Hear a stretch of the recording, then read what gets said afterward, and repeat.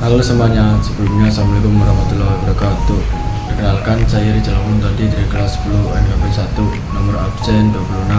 Kali ini saya akan menjelaskan tentang dokumen-dokumen yang diperlukan untuk bekerja di laut. Yang pertama, paspor. Paspor, dokumen perjalanan utama, terutama jika bekerja di kapal internasional yang berlayar di berbagai negara. Yang kedua adalah visa.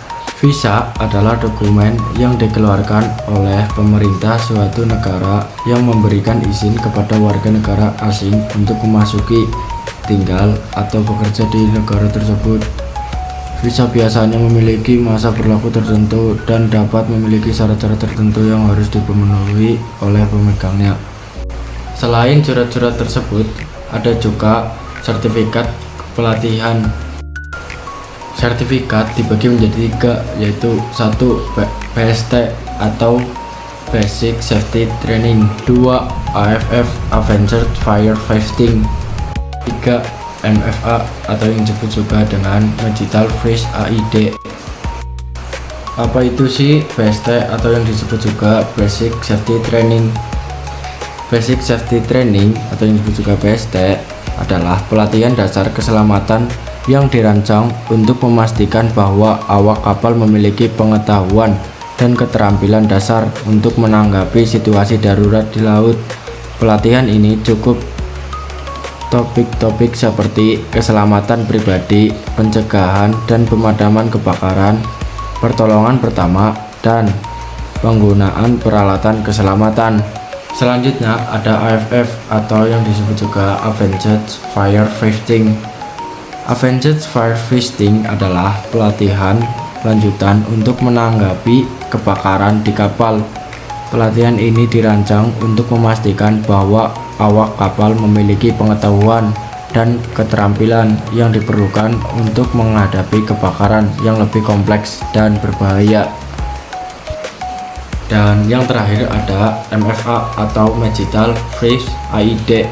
Medical First Aid adalah pelatihan pertolongan pertama medis yang dirancang untuk memastikan bahwa awak kapal memiliki pengetahuan dan keterampilan dasar untuk memberikan pertolongan pertama pada korban kecelakaan atau sakit di laut.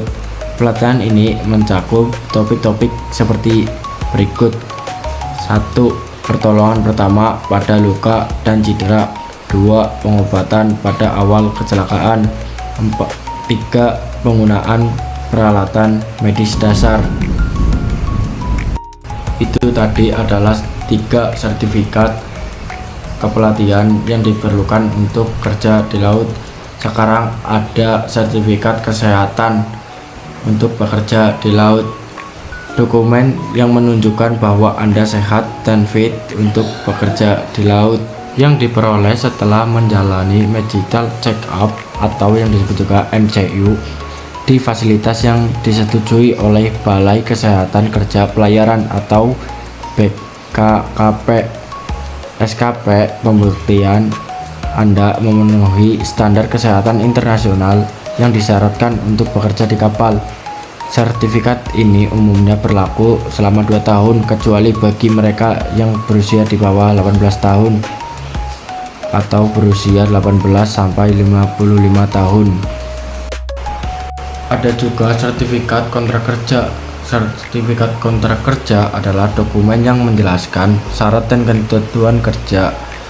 Jika istilah itu digunakan di Indonesia, itu adalah merujuk ke perjanjian kerja laut atau yang disebut juga PKL. PKL adalah dokumen hukum tertulis yang mengatur hubungan kerja antara pelaut dan pemilik atau operator kapal, dan wajib diketahui atau disahkan oleh pejabat pemerintah di Indonesia. Selain sertifikat kesehatan, ada juga sertifikat kompetensi. Sertifikat kompetensi dibagi menjadi 3, yaitu Officer of the Watch atau yang disebut juga OOW, Chief Mate, dan Engineer Officer. Selain itu ada juga asuransi kesehatan dan jiwa. Asuransi kesehatan dan jiwa adalah asuransi kesehatan awak kapal atau yang disebut juga Marine Crew Insurance, memberikan perlindungan medis global 24 jam, sementara asuransi jiwa dapat menanggung risiko seperti kematian atau disabilitas akibat pekerjaan di laut. Perlindungan ini bisa berasal dari program perusahaan asuransi pribadi atau yang disediakan oleh pemerintah untuk jenis pekerjaan tertentu seperti nelayan. Yang terakhir adalah sertifikat keamanan. Sertifikat keamanan dibagi menjadi dua, yaitu satu, Security Awareness Training. Apa itu Security Awareness Training atau yang disebut dengan SAT?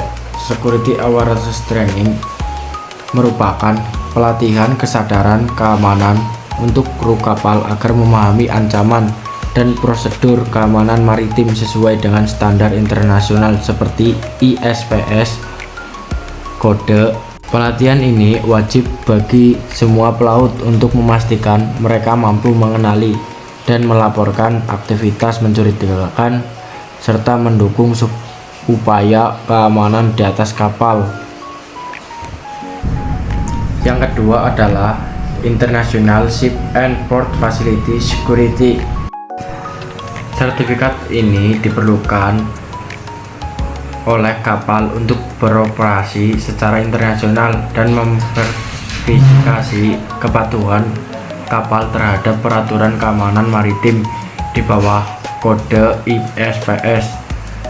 Sertifikat ini wajib bagi perwira keamanan di kapal yang diatur oleh Surat Edaran Dirjen Perhubungan Laut.